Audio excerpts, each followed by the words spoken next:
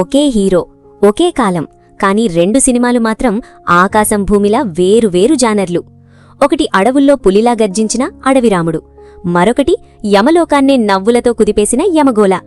ఇప్పుడు ఇమాజిన్ చెయ్యండి, ఒకవైపు మాస్ ప్రేక్షకులు థియేటర్ల దగ్గర క్యూలు కడుతున్నారు, మరోవైపు ఫ్యామిలీ ఆడియన్స్ టికెట్ కోసం పోట్లాడుతున్నారు.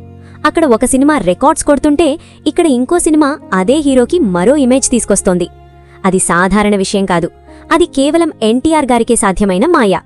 70ల తెలుగు సినిమా అంటే స్టార్ హీరోల ఆధిపత్యం పీక్స్లో ఉన్న కాలం. కాని అదే సమయంలో ప్రేక్షకుల టేస్ట్ కూడా మారుతోంది. కేవలం ఫైట్స్, పాటలు, సెంటిమెంట్ మాత్రమే కాదు, కొత్తదనం కూడా కావాలి అనిపిస్తున్న సమయం. అలాంటి సమయంలో ఎన్టీఆర్ గారు ఒకటి కాదు, 2 ఎక్స్ట్రీమ్స్ ఎంచుకున్నారు. అడవిరాముడ్లో ఆయనొక అడవిలో పెరిగిన వీరుడు, రక్తం మరిగే mass character, nature backdrop, action, emotion, revenge.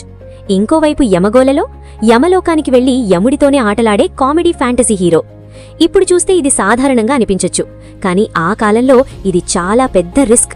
ఎందుకంటే ఒక హీరో ఇమేజ్ ఫిక్స్ అయిపోయిన తర్వాత ఆడియన్స్ ఆ హీరోని ఒకే మోడ్లో చూడాలనుకునేవారు. అలాంటి టైంలో ఎన్టీఆర్ గారు 2 పూర్తిగా ఆపోజిట్ జానర్లు చేయడమంటే కెరియర్తో గ్యాంబల్ ఆడినట్టే. కానీ ఇక్కడే అసలు కథ మొదలవుతుంది. అడవిరాముడు విడుదలకు ముందు ఇండస్ట్రీలో ఒక టెన్షన్ ఉండేదట. ఎందుకంటే సినిమా స్కేల్ చాలా పెద్దది, అడవుల్లో షూటింగ్, భారీ సెట్లు, అడ్వెంచరస్ సీన్స్. అప్పుడిలాంటి మేకింగ్ చాలా రేర్. కొంతమంది ప్రొడ్యూసర్లు కూడా ఇది పనిచేస్తుందా అని డౌట్ పడ్డారట. కానీ సినిమా రిలీజ్ అయిన మొదటి రోజు నుంచే థియేటర్ల దగ్గర పరిస్థితి మారిపోయింది. గ్రామాల్లో బుల్లక్ కార్ట్స్ మీద ఫ్యామిలీలతో వచ్చి సినిమా చూసేవారట. బిఎన్సీ సెంటర్స్లో అయితే అడవిరాముడు లిటరలీ ఊచకోత కోశాడు.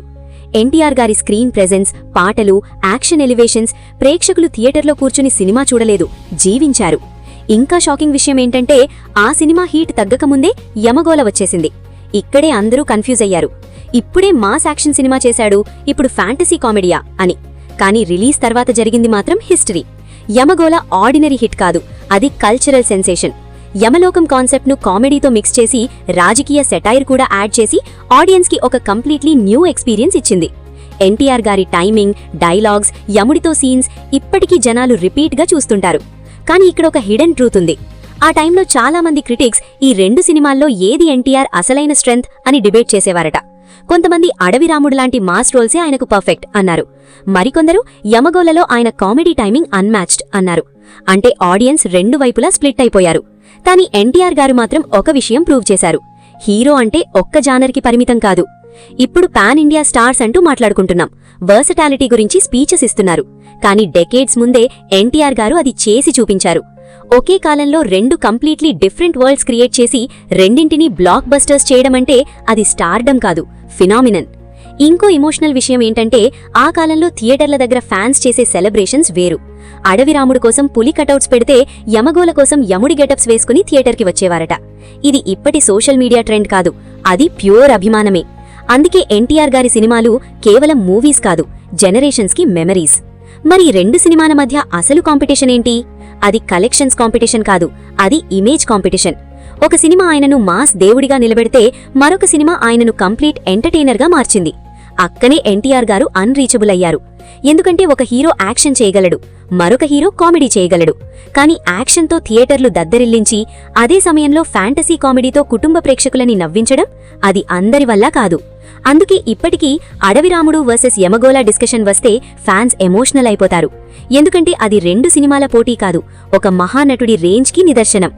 ఇప్పటి జనరేషన్కి ఇది నంబర్స్ గేమ్లా కనిపించొచ్చు, కానీ ఆ కాలంలో ఆడియన్స్ హార్ట్ గెలవడం చాలా పెద్ద విషయం. ఆ 2 సినిమాలు అదే చేశాయి. ఒకటి అడవుల్లో గర్జించింది, మరొకటి యమలోకంలో నవ్వులు పూయించింది. కానీ రెండింటి మధ్య కామన్ పాయింట్ ఒకటే, అది ఎన్టీఆర్ గారి కరిజ్మా.